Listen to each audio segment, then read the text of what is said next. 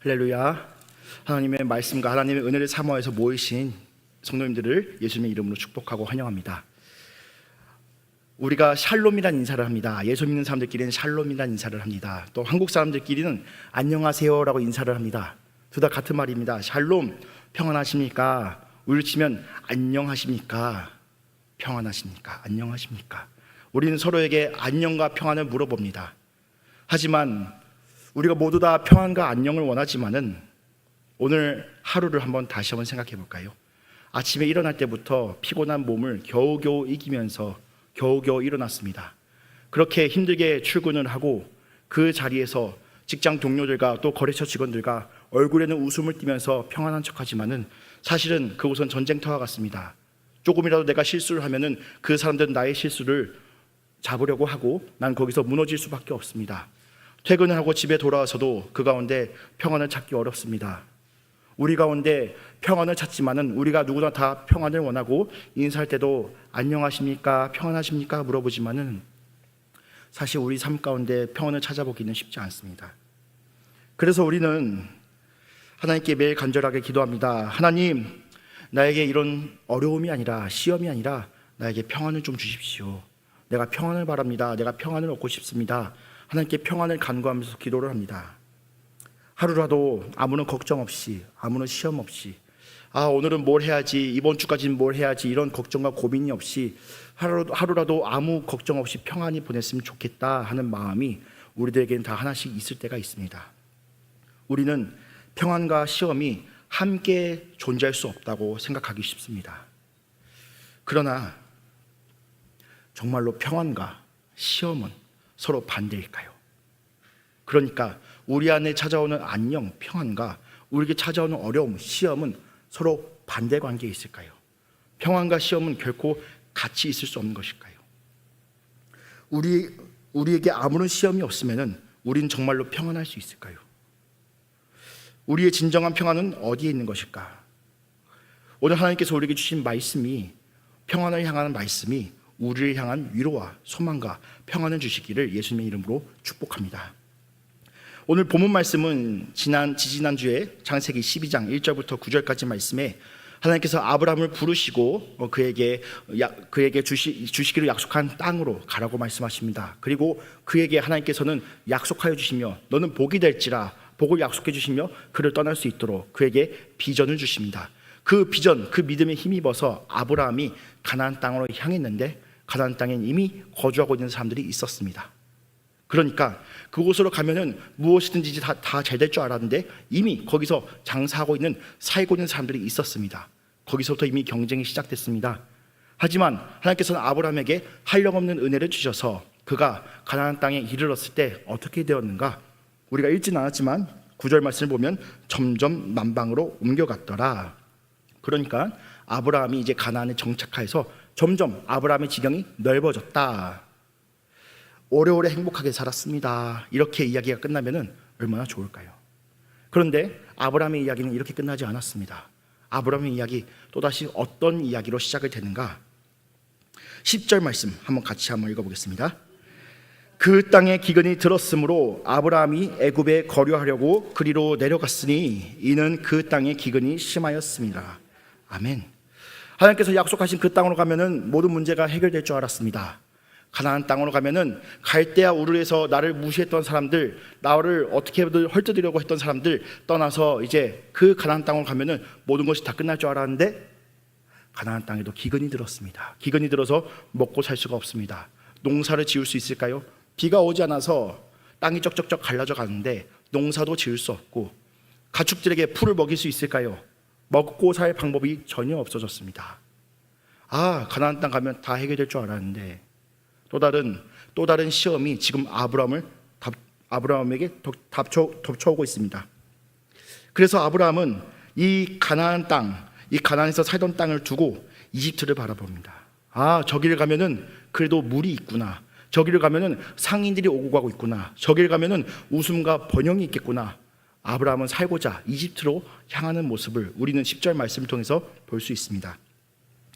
아브라함의 이런 모습은 우리와도 좀 비슷한 부분들이 있습니다. 우리가 세상을 살다가 아무도 내 편이 되어주지 않고, 아무도 나를 위로해주지 않고, 아무도 나를 받아주지 않을 때, 예수 그리스도란 분은 나를 받아준다고 하시네. 예수 그리스도란 분은 수고하고 무거운 짐진 자들아 다 내게로 오라, 내가 너희를 쉬게 하리라 라고 말씀하시면서 우리를 받아주시네. 예수 믿기 시작할 때는 너무나 행복하고 다 좋았는데, 정말로 모든 것이 체험받는 것 같고 정말로 좋았는데, 신앙생활을 조금 하다 보면은 우리가 또 다른 어려움과 시험을 겪을 때가 있습니다. 나는 예수 믿는 사람인데 왜 여전히 내 마음속에 악한 것이 가득하지? 나는 예수 믿는 사람인데 왜 여전히 나에게 또 어려운 일이 닥쳐오는 걸까? 예수 믿으면 다 끝나는 거라면서, 예수 믿으면 다 잘 풀리는 거라면서 나는 누군가에게 상처를 받기도 하고 나도 모르게 또 누군가에게 상처를 주기도 합니다. 예수 믿으면 다 끝난 거라면서. 그러면 사탄은 이 틈을 놓치지 않고 우리에게 속삭입니다. 너 예수 믿는 거 아니야. 너 예수 믿는 거 아니야. 정말 너 예수 믿는 것 같아? 그러다가 그 시험이 조금 더 강도가 지나쳐지면은 이렇게 말합니다. 하나님이 너 버렸어. 아니면 이 세상에 하나님은 없어. 그래서 우리가 하나님으로부터 멀어지게 만드는 것, 사탄이 우리에게 속삭이는 시험이 바로 그런 것입니다. 아브라함은 이 상황 가운데 마음이 얼마나 착잡했을까요? 아브라함, 갈대아 우르에 있을 때는 그저 먹고 살만 했습니다. 그러나 하나님께서 부르셔서 나아갔는데 잘 풀릴 줄 알았는데 기근이라니요, 먹고 살 길이 없다니요. 마음이 얼마나 착잡했을까요? 가나안에서 이집트까지 가는 길은 약 2주 정도, 보름 정도 걸린다고 합니다. 그 길을 걸어가면서 아브라함은 어떤 생각을 했을까요?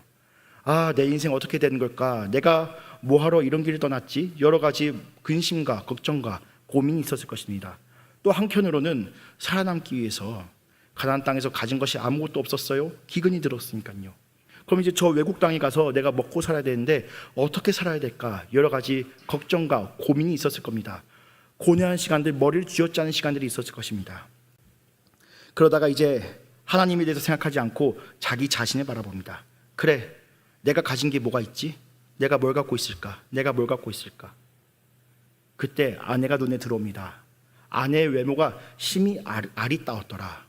이 할머니가 대략 60세가 넘었을 것인데, 적게 잡아도 60세, 많이 잡아도 70세가 넘었을 것인데, 이 할머니가 예쁘면 얼마나 예뻤을까? 하지만 우리는 믿음으로 바라보겠습니다. 사례의 미모가 심히 아리따웠더라. 매우 아름다웠다고 성경은 말씀하고 있습니다. 이때 아브라함은 아내를 향해서 뭐라고 이야기를 하는가? 11절부터 12절까지 말씀 제가 읽겠습니다. 그가 애굽에 가까이 이르렀을 때 그의 아내 사례에게 말하되, 내가 알기에 그대는 아리따운 여인이라. 애굽 사람이 그대를 볼 때 이르기를 이는 그의 아내라 하여 나는 죽이고 그대는 살리리니. 아멘. 아브라함이 하는 말을 쉽게 얘기해서, 여보, 당신은 너무 아름다운 외모를 가지고 있어요. 그런데 당신의 외모가 너무 뛰어나서 내가 위험할 것 같습니다 라고 이야기합니다. 오늘날에도 아무리 법과 질서, 치안이 발달했어도 오늘날에도 미인방명이라는 말이 있죠. 외모가 예쁘면 아무도 가만히 두지 않습니다. 심지어 그 사람이 가지고 있는 것, 그것이 미모가 아니라 할지라도 다른 사람보다 더 뛰어난 게 있으면요, 그것 가지고 그의 삶이 고달파질 때가 있습니다. 가령 우리는 가난하기 때문에 내가 돈이 많으면 참 좋겠다라고 생각을 하지만 정말로 돈이 많아지면은 걱정이 끝나는 걸까요? 앞으로 뉴스를 더 자주 보게 될 겁니다. 세법이 어떻게 바뀐다더라, 세계의 정세가 어떻게 바뀐다더라, 가진 돈 때문에 더 걱정이 될 것입니다. 건강 갖지 못한 사람들은 내가 좀만 건강했으면 뭘 더 잘할 수 있을 텐데 라고 생각을 하지만, 정말로 건강을 가지고 있는 사람들은 그 건강이 얼마나 귀한 것인지 모르기 때문에 죄지인데 건강을 막 낭비를 합니다. 우리가 무언가를 갖지 못할 때보다 무언가를 가질 때 이것이 얼마나 귀한 것인지 잊어버리고 그것으로 인해서 더 큰 시험거리에 빠질 수도 있습니다. 그렇기 때문에 아브라함은 이 사례의 외모, 사례의 미모 때문에 걱정을 합니다. 그래서 사례에게 부탁합니다. 여보, 우리 이집트에 도착하거든. 여보같이 이쁜 사람이 내 아내라고 하면은 내가 위험해질 테니까 그냥 내 누이라고 하시오. 내 누이라고 하시오. 자기 아내를 두고 누이라고 말하라고 합니다. 나름대로 잔꾀를 쓴 거지요. 살아남으려고 잔꾀를 쓴 거지요. 그런데 이 아브라함이 단순히 살아남으려고 여보, 나 그냥 가서 그냥 내 누이라고 하시오 이렇게 얘기를 했을까? 아브라함의 잔꾀에는 또 다른 속내가 있었습니다. 13절 말씀 같이 한번 읽어보겠습니다.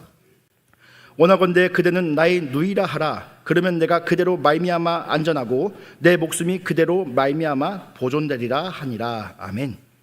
여보, 당신이 내 누이라고 하면은 내가 그대 덕분에 내 목숨이 보존될 거예요. 보존된다는 말은 말 그대로 내 목숨이 괜찮아질 거예요. 죽임당하지 않을 거예요 라고 말하는 건데, 이 앞에 안전해질 것이라는 말이 있습니다. 왜 똑같은 말을 두 번 할까요? 안전해지다, 보존되다, 똑같은 말 아닐까요? 그런데 이 안전하다는 말을 조금 더 자세히 살펴보면은 원어로는 야타브라고 합니다. 야타브. 야타브에는 토브라는 뜻이 담겨져 있어요. 토브 많이 들어보셨죠? 좋다, 선하다, 잘되다. 그러니까 야타브는 뭐냐면은 내가 당신 예쁜 것 덕분에 내가 덕 좀 봐야겠어요. 내가 좀 잘 풀려야겠어요. 내가 당신 예쁜 것 덕분에 내가 덕 좀 봐야겠습니다. 남자들이 군대를 가면요, 선임들이 꼭 짓궂게 물어본 게 있습니다. 너 밖에서 뭐 하다 왔냐? 여자친구 있냐? 그 다음에 뭐 물어볼까요? 너 누나 있냐? 여동생 있냐? 그때 이제 여동생이나 누나 사진 보여달라고 해서 만약에 절세미녀다 그러면은 그 이등병의 군생활은 어떻게 될까요? 아주 편하게 풀립니다. 왜요? 그 누나, 여동생 한 번이라도 소개를 받아보려고 선임들이 없는 힘, 있는 힘 다 내어서 그 후임을 잘해줍니다. 그러면은 생각을 바꿔볼까요? 사실 남매들끼리 사이가 좋은 남매 보기 쉽지 않습니다. 아무리 여동생 누나가 예뻐도 그 여동생 누나의 사진을 가지고 다니는 사람은 없어요. 그런데 그 친구가 왜 굳이 그 사진을 가지고 갈까요? 나름대로 속내가 있는 거죠. 아브람도 비슷한 속내를 가지고 있었던 것 같습니다. 내 누이가 예쁘다고 하면은 이 내가 아무런 미천도 없이 이집트에 가서, 외국에 가서 거기 정착해서 살아야 되는데 내가 그래도 의지할 게 있어야 되지 않겠는가. 그래서 뭐라고 말합니까? 내가 그대로 말미암아 안전하여지고, 그러니까 내가 당신 덕분에 당신이 예쁜 덕 좀 봅시다, 이렇게 이야기를 하고 있습니다. 지금 아브라함에게는 두 가지 계산이 있습니다. 첫 번째는 아내를 누이라고 하는 이유가 아내를 노리는 그 괴한들로부터 자기 목숨을 지키는 것도 있지만, 두 번째로 자기 아내 예쁜 덕 좀 보려고 하는 그런 마음이 있습니다. 이 장면만 보면은 여자분들께서는 어떻습니까? 참 혐오스럽지요. 아니, 남편이 자기 와이프 외모 덕을 보려고 하다니. 남자들이 이 장면을 볼 때도 참 한심합니다. 하지만 우리 이 아브라함의 상황으로 한번 살펴볼게요. 단순히 한심하고 혐오스러운 어떤 그런 남자의 모습인가? 이 아브라함의 상황 다시 한번요. 가나안에서 모든 것을 다 잃어버리고 기근이 들어서 먹고 살아갈 방법이 없습니다. 하나님께서 날 버리신 것 같고 이제 자기 자신을 바라봅니다. 저 외국 땅 가서 어떻게든 살아봐야지, 어떻게든 먹고 살아봐야지. 그때 떠오른 게 내 아내가 예쁘니까 그 덕 좀 보자. 지극히 인간적인 방법이고 지극히 인간적으로도 납득이 가는 방법입니다. 근데 문제가 여기였어요. 인간적인 방법이었다. 지극히 인간적인 방법이었다. 우리가 생각하는 합리적인, 그래 여동생이 예쁘다고 하면 사람들이 나를 죽이긴커녕 잘 보려고 애를 쓸 거야, 이 인간적인 생각이 오히려 아브라함을 누구로부터? 하나님으로부터 멀어지게 만들었습니다. 우리는 믿음에서 흔드는 시험에 대해서 어떻게 바라봐야 될까요? 우리를 믿음에서 흔드는 시험, 그러니까 우리가 시험을 당한다고 할 때 이 시험이란 말 뜻이 도대체 무슨 뜻일까요? 종교개혁자 칼빈은 시험에 대해서 이렇게 설명하고 있습니다. PPT 같이 보겠습니다. 제가 읽겠습니다. 실로 이런 시험들은 우로부터 혹은 좌로부터 온다. 우로부터는 자신들의 광채와 좋은 외양을 드러내 보이면서 사람들의 통찰력을 현혹함으로써 사람들이 하나님을 망각하도록 하는 것들이다. 좌로부터는 빈곤, 치욕, 모욕, 고통과 어려움으로 말미암아 걸려 넘어진 영혼들을 절망하게 하고 신뢰와 소망을 내버리게 하며 급기야는 하나님으로부터 절대적으로 멀어지게 한다. 그러니까 칼빈이 정의하는 시험은 무엇인가? 우리가 잘 풀렸을 때, 우리가 잘 됐을 때 그것이 오히려 교만하여서 내가 가진 것을 바라봄으로써 하나님으로 바라보는 눈을 멀게 만드는 것, 우리가 너무 잘 나가서 오히려 하나님을 무시하게 만드는 것, 하나님의 은혜입니다 라고 말하지 않고 내가 잘했기 때문입니다 라고 말한 것도 시험이라고 말을 하고, 왼쪽으로 오는 것, 그러니까 우리가 가난해지고 빈곤해지고 수치를 당하고 치욕을 당했을 때 그 절망적인 상황 때문에 하나님 나를 버리신 것 같아, 이 두 가지를 다 시험으로 보았습니다. 지금 아브라함의 상황을 볼까요? 아브라함의 상황은 어떻습니까? 두 가지 다 겪고 있습니다. 기근 때문에 하나님 나를 버리신 것 같아 왼쪽에서 오는 시험이 있었고, 또 아내의 심히 아리따움을 의지하였던 그것 때문에 하나님을 의지하지 않고 자기 아내로 말미암아, 내가 너 덕분에 아내로 말미암아, 하나님으로 말미암아가 아니라 내 아내로 말미암아 하나님으로부터 더 멀어지는, 양쪽 다 멀어지는, 우리는 사실 잘 풀려도 하나님을 떠나버립니다. 잘 안 돼도 하나님을 떠나버립니다. 그런데 지금 아브라함은 어떻게 되었습니까? 양쪽 다 겪고 있습니다. 하나님을 멀어질 수밖에 없는, 하나님으로부터 멀어질 수밖에 없는, 하나님으로부터 떠나갈 수밖에 없는 이런 절체절명의 위기 가운데 있습니다. 아브라함의 진짜 위기는요, 기근이 아니었습니다. 아내 때문에 목숨을 잃을까, 이게 문제가 아니었습니다. 아브라함의 진짜 위기는요, 하나님으로부터 멀어지는 것, 하나님을 아예 떠올리지 않게 되는 것. 그러면 이 아브라함을 누가 구원할 수 있을까요? 누가 하나님께 다시 돌아올 수 있게 누가 다시 하나님께 돌아올 수 있게 할까요? 그리고 우리조차도 시험에 빠졌을 때, 우리가 교만에 빠졌을 때, 아니면 우리가 실의에 빠졌을 때, 이 시험에 빠졌을 때 누가 우리를 구원할 수 있을까요? 오늘 말씀 계속 살펴보도록 하겠습니다. 아브라함이 사례와 함께 이집트에 들어갔습니다. 아브라함이 나름대로 잔머리를 굴렸다 했죠. 이 계략이 맞아떨어졌습니다. 내 아내가 예쁘니까 내 아내를 여동생이라고 하면, 누이라고 하면은 잘 풀릴 거야. 이 계략이 맞아떨어졌습니다. 그래서 이집트에 있는 뭇 사람들이 수군거리기 시작합니다. 야, 너네 저번에 그 외국인 남매 본 적 있어? 야, 여자 쪽에 아주 외모가 아주 너무 이쁘던데? 이 수군거림이 들려올 때마다 아브라함의 어깨는 어땠을까요? 솔직히 남성분들, 내 아내가 예쁘다는 소리 들으면 어떻습니까? 어깨가 으쓱으쓱해지지요. 심지어는 아내를 누이라고 속였어요. 아, 그럼 이제 이 아내를 간판으로 내세우기만 해도 장사가 잘 되고 모든 게 잘 풀릴 것 같습니다. 아, 내가 생각한 게 맞았구나. 아, 내 계산이 맞았구나. 아브라함은 신나지기 시작했는데, 문제는 일이 너무 커졌습니다. 사람들끼리 수군거린 것이 이집트의 고관들, 그러니까 높은 신하들의 귀에도 들어가고, 높은 신하들도 사례의 미문을 보고 수군거리기 시작했습니다. 그리고 이 수군거림은 어디까지 들어갔는가? 이집트의 절대 권력, 신의 아들이라고 부름받는 파라오의 귀에까지 들어갔습니다. 세상의 절대 권력을 가진 사람들이 얼마나 무시무시한지 아십니까?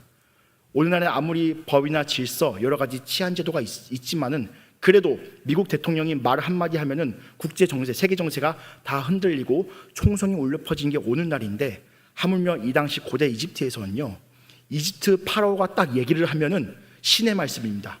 그 누구도 거역할 수 없습니다. 그런데 파라오도 남자였습니다. 문 남성들이 사례를 자기 아내로 취하고 싶어 했던 것처럼 파라오 또한 거칠 것이 없어요. 마치 북에 있는 그 김정은처럼 당장 저 동무 당장 데려오라고 하면은 당장 데려올 수 있는 것처럼, 파라오도 당장 저 여자를 나에게 데려오라 하면은 당장 데려올 수 있는 그런 상황이었습니다.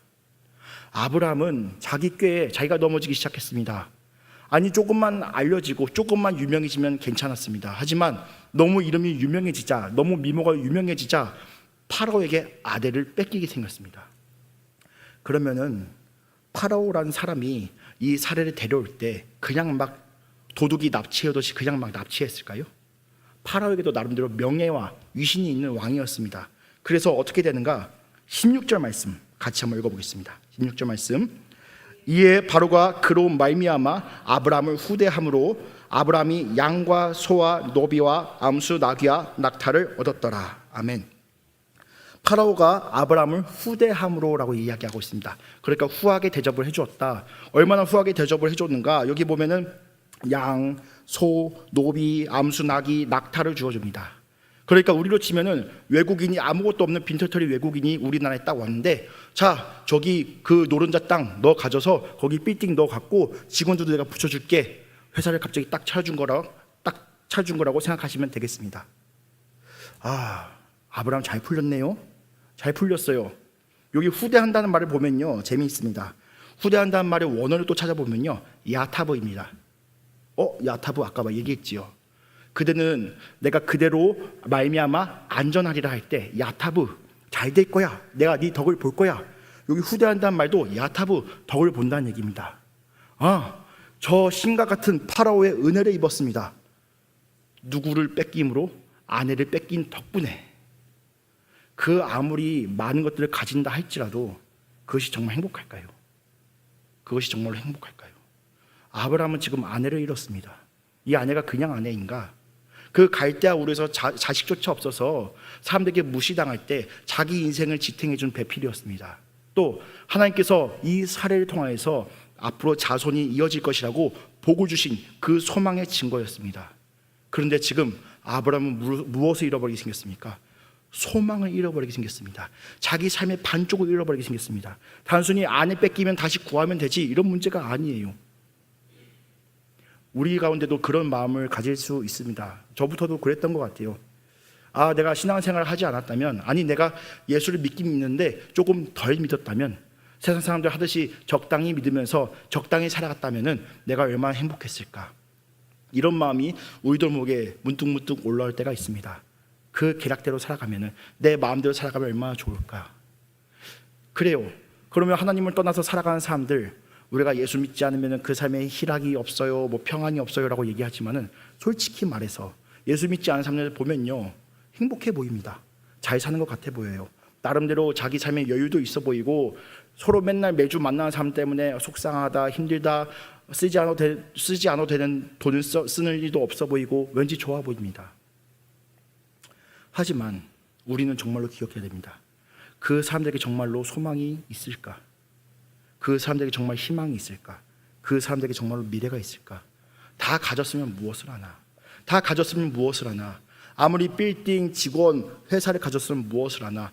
내 삶의 반려자이자 내 삶의 소망, 미래, 내 아내가 뺏기게 생겼는데, 아무리 우리가 무엇을 가진들 무엇합니까? 아무리 우리가 건강을 가진들, 재산을 가진들, 사람들과 인간관계를 가진들, 당장 깔깔 웃고 하하호호 웃는다고 해서 당장 우리가 내 삶의 소망은 무엇인가?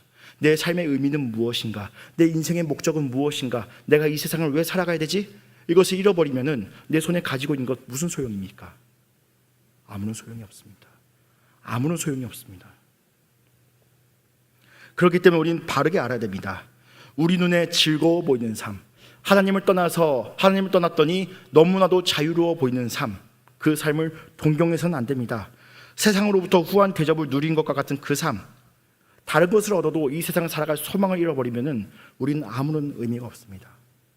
만약 누군가가 우리를 붙잡고 너 인생의 목적이 무엇이냐? 너 인생의 목적이 무엇이냐? 우린 기껏해봤자 뭐라고 대답을 할까요? 돈 많이 버는 거요, 건강한 거요. 그러니까 목표 말고 목적이 무엇이냐? 너 왜 살아가? 너 삶의 의미가 뭐야? 너 이렇게 살다가 무엇을 남기고 떠날래? 물어보면은 우리는 무엇을 답하겠습니까? 무엇을 답하겠습니까? 세상 사람들은 이 질문에 대해서 답을 하지 못합니다. 그러나 우리는 답을 할 수 있습니다. 하나님의 나라와 하나님의 뜻이 나의 삶 가운데 임하시기를. 아멘. 우리는 하나님의 영광을 위해서 살아간다. 우리는 당당하게 말할 수 있습니다. 하지만 지금 아브라함은 이것을 잃어버렸습니다. 내 마음대로 살아간 결과, 내가 내 아내 예쁜 거 덕 좀 보자, 덕을 봤어요. 그 덕을 본 결과 삶의 모든 의미를 잃어버렸습니다. 이 아브라함 인생이 끝난 걸까요? 우리는 이 아브라함의 이야기, 이 결말을 알고 있습니다. 이 이야기 결말, 절망으로 끝나지 않고 희망과 소망으로 끝납니다. 어떻게 끝납니까? 아브라함은 하나님을 신뢰하지 못하고 떠났지만, 하나님이 아니라 자기 아내 사례를 의지했지만, 하나님은 아브라함을 버리시지 않고 끝까지 아브라함을 붙잡아 주시면서 어떻게 하십니까? 사례가 다시 아브라함에게 돌아오게 하십니다. 하나님께서는 사례를 데려간 파로의 집에 직접 재앙을 내리십니다. 어떤 재앙이 있었는지 자세히는 모르겠지만은 우리 말씀을 봤을 때 파라오의 집에 큰 재앙이 있었더라. 이 큰 재앙, 어떤 것을 떠올리시면 되냐면요, 우리가 최근 주일 말씀에 계속 듣고 있는, 하나님께서 자기 백성을 다시 되찾으실 때, 이스라엘 백성들 다시 되찾으실 때 이집트 땅 가운데 10대 재앙, 큰 재앙을 내리십니다. 지금 이 파라오가 겪은 재앙이 얼마나 큰 재앙인지 모르겠지만은 그에 비준하는 엄청나게 무서운 재앙이었을 것입니다.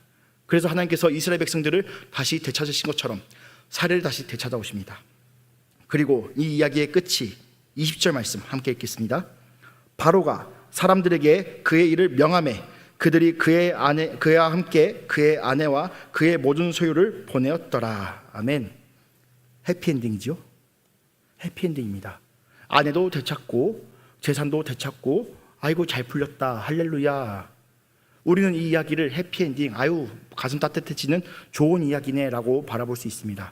그런데 조금만 더 자세히 살펴볼게요. 파라오가 어떤 사람이었습니까? 이집트의 절대 권력입니다. 절대 권력이요. 그러면은 이 사람이 나름대로 체면과 위신이 있는 사람입니다. 명예가 있는 사람입니다. 아무리 큰 재앙을 당했다 하더라도 바로 다음날 그 아내를 돌려줬다?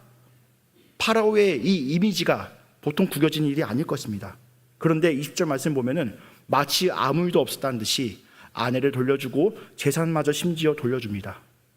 그런데 우리가 현실 역사에서 바라봤을 때 비슷한 일이 벌어진다면 무슨 일이 벌어질까요? 무시무시한 칼부림이 벌어졌을 겁니다. 이 소문을 퍼뜨렸던 고관들도 죽였을 것이고, 아브라함은 물론이고 그 아내 사례까지 다 죽이고 줬던 것도 다시 다 뺏어왔을 것입니다. 그렇지요. 그게 맞는 결말이지요. 하지만 우리가 읽은 결말은 어떻게 끝났습니까? 바로가 그 아내와 그의 가진 모든 소유를 다시 돌려보내줬다. 세상에선 말도 안 되는 일, 세상에서는 있을 수도 없는 일이 아무렇지도 않게 일어났습니다. 이것이 은혜입니다. 우리는 그저 한 줄짜리 해피엔딩이다, 아이고 좋다 했지만은 사실은 있을 수 없는 일인데 마치 아무것도 아닌 것처럼 일어나는 것, 이것이 바로 하나님의 은혜입니다. 하나님은 이 땅 가운데 하실 수 없는 일이 없고 모르신 것이 없으며 모든 일을 하실 수 있는 하나님께서 우리에게 은혜를 베푸시는데, 그 은혜는 어떤 일인가? 이 세상에서 있을 수 없는 일, 그 어떤 상식으로도 이루어질 수 없는 일, 그런데 우리에게는 너무나도 자연스럽게 이루어지는 그 일, 그 은혜가 우리를 살려주십니다. 사례로 말미암아 유익을 보고 사례로 말미암아 목숨을 건진받으려 했지만, 아브람과 사례의 목숨을 지켜준 것은 아브라함의 꾀나 사례의 미모가 아니었습니다. 하나님의 은혜로 말미암아 아브라함이 목숨이 보존되었고, 하나님의 은혜로 말미암아 재산을 오히려 얻어서 왔습니다. 빈털터리로 갔더니 오히려 얻어서 돌아갔습니다. 기근이란 시험을 피해서 이집트로 도망친 아브라함. 그러나 아브라함은 하나님이 아닌 사례를 의지했습니다. 그러나 하나님께서는 이 아브라함을 괘씸하게 여기지 않으시고 꾀와 사람을 의지했던 이 아브라함에게 다시 한번 구원의 기회를 주십니다. 하나님의 은혜가 아브라함의 목숨을 구해주셨고 살 소망을 주셨고, 하나님께로부터 멀어지고 심지어 하나님을 무시했던 그 인생이라 할지라도 하나님께서 다시 돌이키시는 것, 이것이 바로 하나님의 은혜였습니다. 다시 우리 얘기로 가보겠습니다. 우리는 시험을 당할 때 무엇을 의지합니까? 사실 여기 있는 저도 그렇고 우리도 그렇고, 물론 믿음이 좋을 때는 하나님 말씀을 계속 들으면서 예배드리면서 은혜가 충만할 때는 그래요, 나 하나님 의지합니다 라고 이야기를 하지만은, 우리가 정말로 힘들 때는, 우리가 시험을 당할 때는 무엇을 의지합니까? 어떻게 기도합니까? 내가 당장 해결할 수 있는 방법이 무엇이 있습니까? 하나님 좀 알려주십시오. 나 이 시험 좀 지나가게 해주십시오. 나 아무 일도 없이 이 시험 지나가고 싶습니다. 하나님, 나에게 왜 이런 어려운 일을 주시는 거예요? 나 이런 어려움 없이도 하나님 나 믿음 자라게 해주실 수 있잖아요. 하나님, 나 왜 이렇게 힘들게 만드십니까? 그러나 시험은 그리스도 안에 있는 우리의 평안을 무너뜨릴 수 없습니다. 다시 한번요. 시험은 그리스도 안에 있는 우리의 평안을, 우리의 샬롬을 깨트릴 수 없습니다. 앞서 저는 여러분들께 질문했습니다. 시험과 평안은 같이 있을 수 있는가 없는가? 우리가 평안할 때도 시험이 찾아올 수 있습니다. 하지만 이 시험은 우리가 그리스도 안에 있을 때 우리를 결코 무너뜨릴 수 없습니다. 이 시험은 우리의 욕심 때문에 생기기도 합니다. 사탄이 우리 안에 있는 정욕을 막 충동해서, 야, 너 이거 더 가질 수 있잖아, 너 더 할 수 있잖아, 너 이거 더 달라고 해봐, 너 더 구해봐, 우리의 욕심을 충동하기도 합니다. 근데 결국 사탄이 원하는 것은 우리랑 하나님 사이에 멀어지게 만드는 거예요. 그 결국 잘 풀리든 안 풀리든, 잘 풀려서 하나님을 멀어지든 안 풀려서 하나님께 멀어지든, 사탄이 주는 시험은 우리를 하나님으로부터 멀어지게 만드는 것입니다. 그러나 우리 하나님께서는 우리를 괴롭게 하는 사탄의 시험조차 누구를 위해서 사용하시는가? 우리를 위해서 사용하십니다. 다시 한번요. 우리를 흔드는 그 시험조차, 우리가 하나님으로부터 멀어지게 만들려는 그 사탄의 그 악한 계획조차 누구를 위해서 사용하신다? 우리를 위해서 사용하십니다. 우리에게 시험을 주신 이유가 무엇인가? 우리를 위해서 주시는 것이다. 그 시험은 무엇인가? 우리가 감히 게으름에 빠져서 무기력해져갖고 아유 배부르다, 살만하다, 하나님으로부터 멀어지지 않게 하시기 위해서, 또 우리가 힘들고 쪼들려서 하나님께로부터 멀어지지 않게 하시기 위해서 우리가 무기력하고 게으를 때마다 우리의 인생을 쪼아주십니다. 너 정신 차려. 너 그거 아니야. 너 나 없이는 못 살아.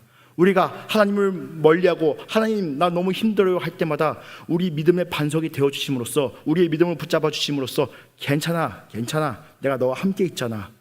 하나님께서 주시는 시험, 아니 사탄이 우리에게 주는 시험은 하나님께서 그 시험을 사용하십니다. 누구를 위해서요? 우리를 위해서요. 그렇기 때문에 우리 주 예수 그리스도께서는 우리에게 기도를 가르쳐 주실 때 어떻게 가르치셨습니까? 시험에 들게 마옵시고 다만 악에서 구하옵소서. 시험에 든다 할지라도, 그 시험에 든다 할지라도 그 시험이 시험으로 끝나지 않는 것은 무엇 덕분인가? 다만 악에서 구해주신 덕분에. 사탄이 아무리 우리를 흔들어도 우리가 그 시험 때문에 넘어지지 않는 이유는, 우리가 하나님께 멀어지지 않는 이유는, 우리가 때로는 교만할 수 있을지언정 하나님께 영광을 돌리고, 우리가 때로 하나님을 버리고 떠날 수 있을지언정 우리가 하나님을 떠나지 않고 하나님께 다시 붙들림 바 되며 하나님 아바 아버지시여 나를 도와주시옵소서 하나님께 다시 기도하고 나갈 수 있는 이유는 누구 덕분인가? 예수 그리스도의 은혜 덕분에. 그래서 하나님께서 우리를 악에서 구해주신 덕분에 시험이 아니게 되는 것입니다. 사랑하는 성도님들, 저와 여러분들을 흔드는 문제는 무엇입니까? 저와 여러분들을 흔드는 문제는 무엇입니까? 너무 잘 풀린 것입니까? 아니면 우리가 기대한 만큼 풀리지 않는 것입니까? 어려운 상황들만 우리의 믿음을 흔드는 것이 아니라 때로는 내 손에 쥔 것을 너무 의지할 때도 내가 믿음에서 멀어집니다. 하나님으로부터 멀어집니다. 또 내가 아무리 많이 가져도 하나님을 잃어버릴 때 우리가 진짜 평안을 잃어버리게 됩니다. 진짜 평안이란 무엇일까요? 진짜 평안이란 무엇일까요? 시험 때문에 우리의 평안은 무너지지 않습니다. 우리가 하나님으로부터 멀어지며 하나님의 은혜를 잊어버릴 때 진짜 평안을 잃어버립니다. 그러나 우리가 시험 당할 때마다 하나님께서 다시 한번 우리를 불러주십니다. 얘야 그거 아니야. 나한테 돌아오거라. 나한테 돌아오거라. 힘들구나. 내가 너에게 위로를 주마. 내가 너에게 한량없는 은혜를 베풀어 주마. 너 지금 교만을 줬구나. 그거 아니야. 정신 차려서 나에게 돌아오거라. 필요할 때는 우리에게 회개의 메시지를 주시고 필요할 때는 우리에게 구원과 회복의 메시지를 주시는 하나님, 그 하나님의 은혜가 시험을 시험으로 만들지 않습니다. 우리의 시험 무엇입니까? 우리의 어려움 무엇입니까? 때로 우리는 연약해질 수 있습니다. 그러나 하나님은 강하신 분입니다. 그 강하신 분께서 우리의 어려운 상황조차 귀하게 사용하십니다. 하나님의 능력이 우리를 하나님께 붙잡혀 살아가게 하십니다. 기도하겠습니다.